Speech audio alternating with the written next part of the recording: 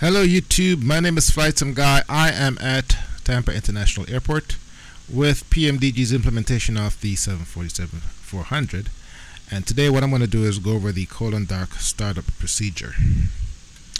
We've got the GPU cart and the air cart connected, so let's get to it. Alright, I saw a couple doors open. Let's go ahead and button up outside.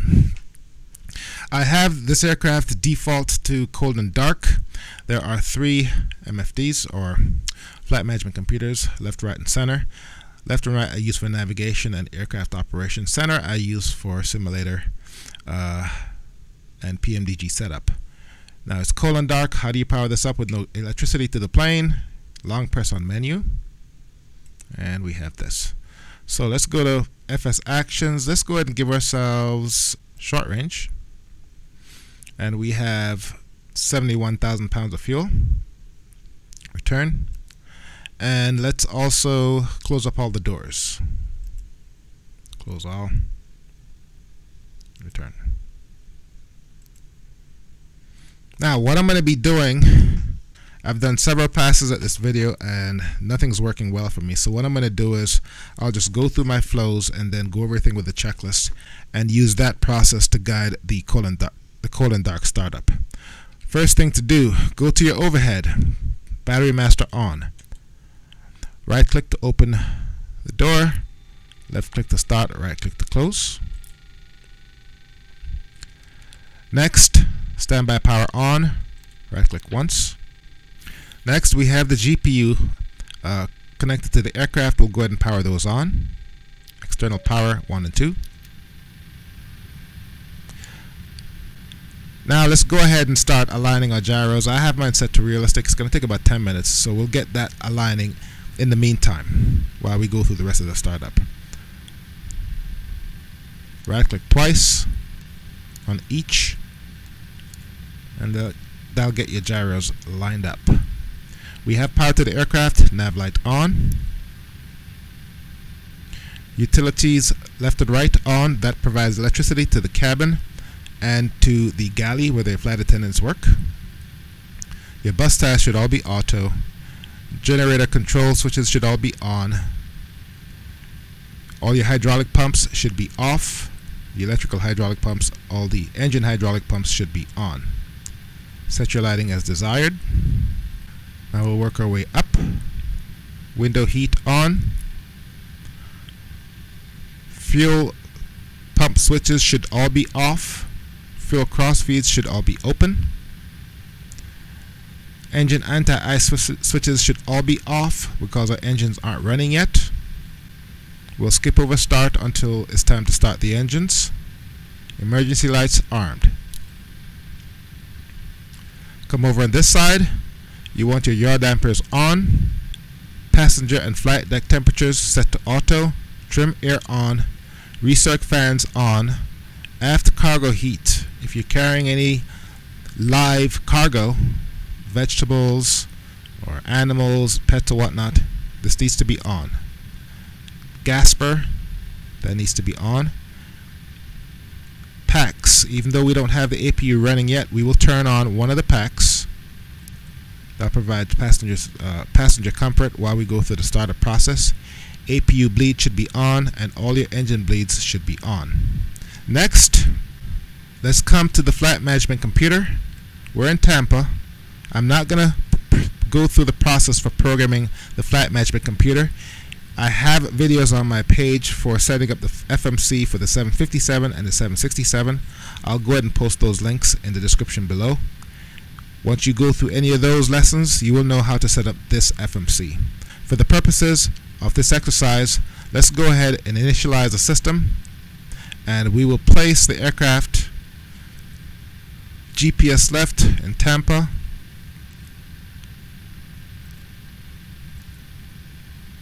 We'll set that in here. We'll go to route, and all we're going to do is enter KTPA for the origin and the destination.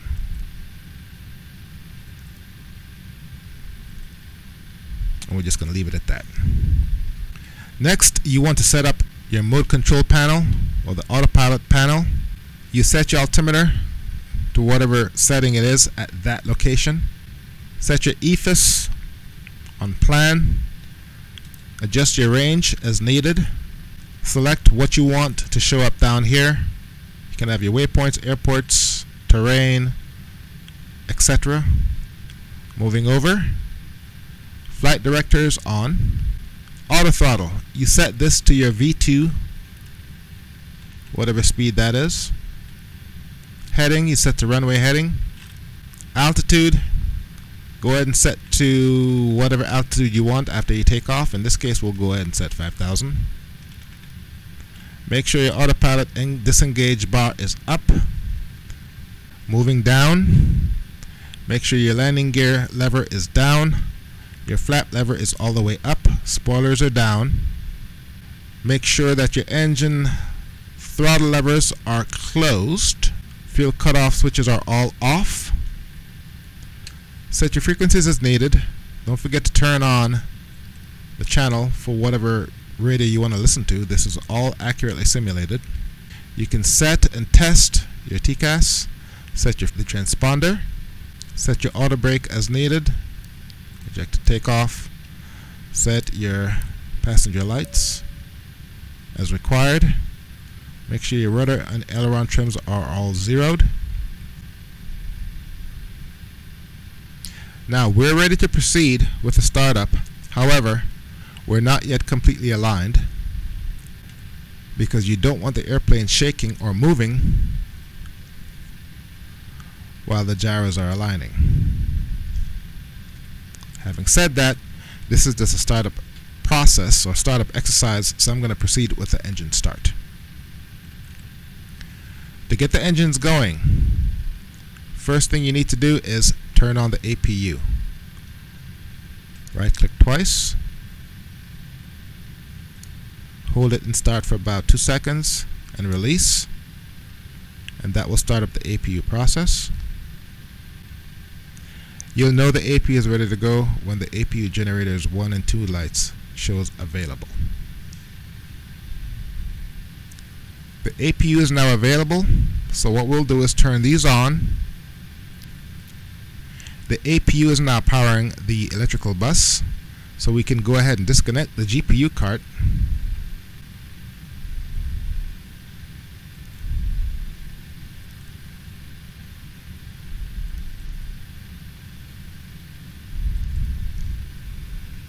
Next, we need to turn on the 4th hydraulic pump. Set that to on. Then set your parking brake. This hydraulic system provides hydraulics for the parking brake. Now in my case, the stupid thing is not holding, but the chocks are still there, so we'll pretend that it's doing its job. Next, you want to make sure you have enough bleed air pressure to start the engines. APU bleed is on, and at least one of the packs is left on. The other 2 needs to be turned off so that enough bleed air pressure is used to start the engines. We want to turn on our beacon light. We're about to start the aircraft. And now we need to turn on our fuel pumps. Now the 747 has a somewhat complicated fuel system. However, for the Dash 400 model, it is managed by the computer. But there is a rule that you need to follow. It's called the 120K rule. If you have less than 120,000 pounds of fuel, you turn on the fuel tank pumps and close the fuel cross feeds. If you have more than 120,000 pounds of fuel, you turn on the fuel pumps for the tanks that has fuel, turn on the override pumps, and open the cross feeds. In this case, we have less than 120,000 pounds of fuel, so we will turn on the main fuel tank pumps and close the cross feeds. Next, turn on continuous ignition, and you can leave ignition source to single or both, either will work, and leave this to norm. At this point, we are ready to start the engines. The 747 has the auto start process. What that means is Once you hit the start switch, you don't need to watch N2 and wait until it hits 20 or 22 before you introduce fuel. It's all automatic. And traditionally the process is you start engines 3 and 4 first, and then engines 1 and 2. Our gyros are now aligned, and that mattered. We will start with engines 3 and 4. Right click, and then come down here and left click those two.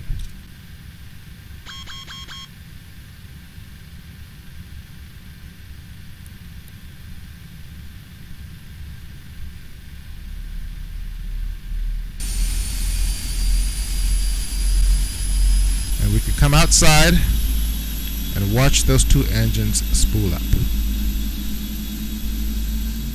You want to wait until these two switches go back in before you proceed with the remaining engine starts. Now we'll start engines 1 and 2.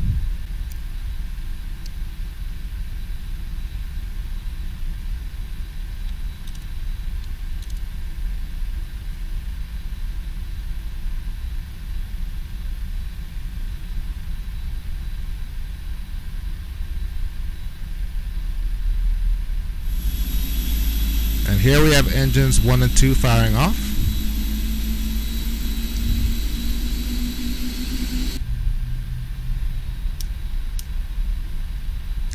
Finally, we need to do some post-startup cleanup. Let's go ahead and disconnect the air cart.